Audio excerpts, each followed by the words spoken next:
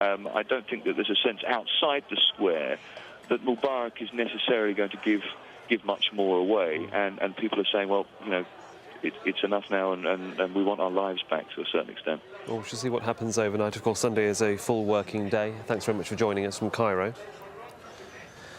Well, so as the standoff continues, Mubarak has been manoeuvring to secure his position. Alan Fisher looks now at the latest moves made by both sides.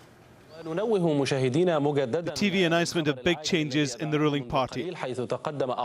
Members of the National Democratic Party have resigned today. Dr. Hossam Badrawi has taken over as Secretary General and Head of Policy.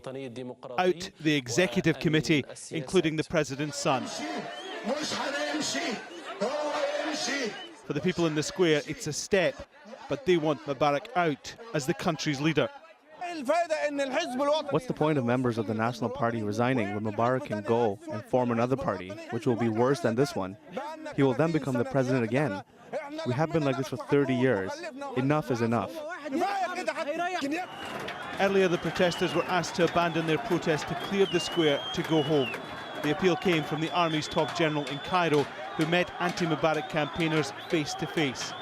He asked them to think of Egypt and go, so business and life could get back to normal. We need to open this road. This road is blocking traffic. There are a lot of government offices that need to be open, and if we don't open this road, people won't be able to work. Also, we need to clean up this area. The government has tried to get things back on track throughout Saturday. It started with the president meeting senior members of his cabinet and talking about the economy.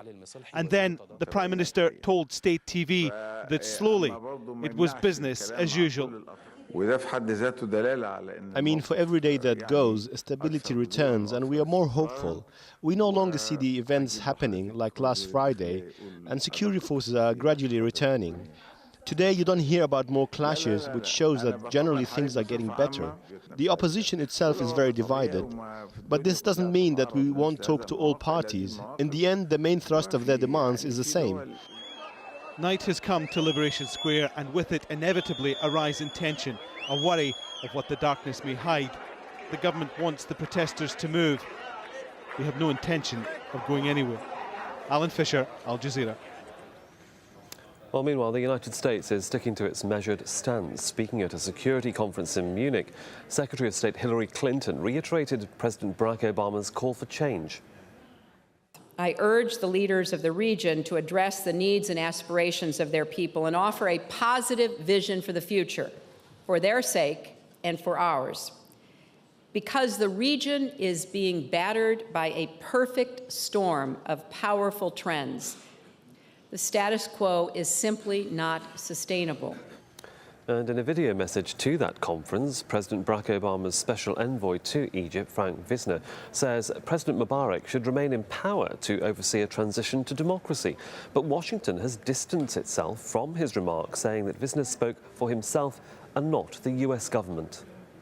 The president must stay in office in order to steer those changes through. I therefore believe that President Mubarak's continued leadership is critical. It's his opportunity to write his own legacy.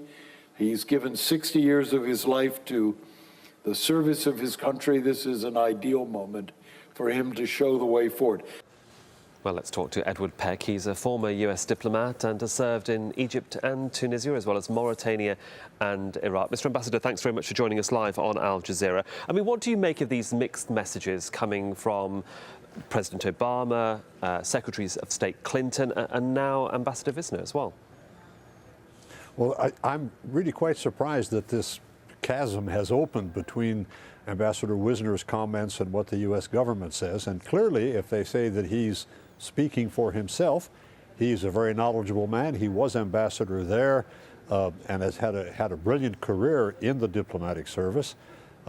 He's expressing what he thinks is the best course of action, which evidently is not shared either by the Secretary of State nor by the White House. Well, by default, if he's saying that President Mubarak should stay in office and the administration is saying that he doesn't carry the same message, then surely the administration is saying that they want Mubarak to go. Yes, well, what they have always said in a much more diplomatic phrase is that the transition has to transition, if you'll excuse that. So, and this would imply that they believe that Mr. Mubarak is viewed as an obstacle by too many people in Egypt to what they want, and in order to keep the stability that Frank Wisner referred to, Mr. Mubarak has to leave. Resignation of some of his cabinet members and party leaders does not indicate a change if the man at the wheel remains the same person. So I think Wisner is probably way out of line here in terms of representing the views of his government, because the government says, no, that's not right, Frank, you know, you're speaking for yourself. The United States plows, it's estimated, up to $1.5 billion into Egypt for defense and other issues. I mean, what other real problems does the United States face in trying to deal with this situation, and also in the region where, you know, it is assumed it does prop up autocrats and dictators to make sure that American policy, to a certain extent, is overseen and is seen to be got through as such in such nations? Well, I suppose that one of the biggest problems that America faces now is the concern that Egypt will no longer play a role in supporting as fervently as Mr. Mubarak has U.S. policies and Israeli policies in the occupied territories. And I'm sure you're aware that the Israeli government is quite concerned about this as well, because they had pretty much a free hand in Palestine, in Jerusalem, and in Gaza, as long as they knew that Egypt, the most populous state by far, with a major border with Israel, was going to remain quiescent, compliant, and in that sense supportive of what Israel was doing, because this is one of the key complaints, not just of the people in Egypt, but the Arabs throughout the region do not like what is being done to the Palestinians by Israel, supported by the United States and by some of the governments in that region, of which Egypt was, of course, the most obvious example. Perhaps we're going to be seeing uncharted waters ahead. For the moment, Ambassador Peck, thank you so much for joining us from Washington. Really appreciate your time. Well, with the protests against Mubarak showing no sign of abating, many observers are looking to the United Nations to step in. But at the UN Security Council, the issue is not even up for discussion. Scott Heidler has the story from New York. The world is watching live as Egypt is being transformed, but there's a deafening silence from the United Nations' powerful Security Council. The violent unrest has still not been discussed by the Security Council, not even during closed-door meetings. Will that change anytime soon? A clear message from the 5 permanent members of the Council. Russia? Mr. Ambassador, are you going to discuss Egypt at all today in the Council meeting? France? China? Britain? And a brush-off from the United States.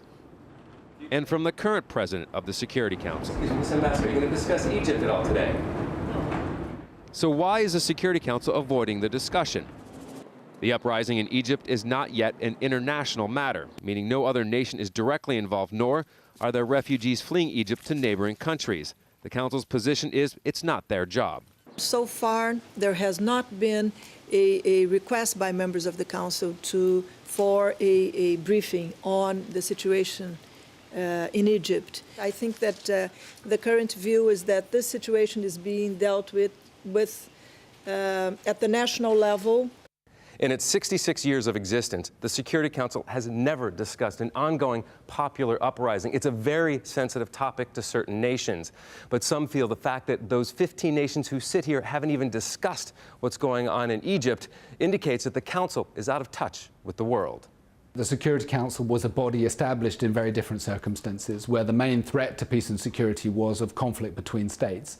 These days we see that the main threat to stability and to human welfare and to human life is conflict within states. The UN Secretary General, viewed as the world's moral authority, has commented on Egypt, keeping his statements very similar to those of the United States.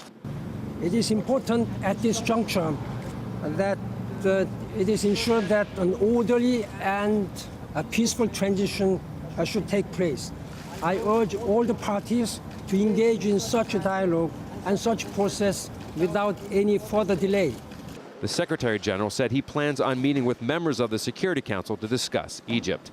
As for the UN General Assembly, the body representing 192 nations, any resolution taken up by the delegates would be non-binding and mainly symbolic. They too have not acted in regards to Egypt. Many of them are not considered free nations by international standards.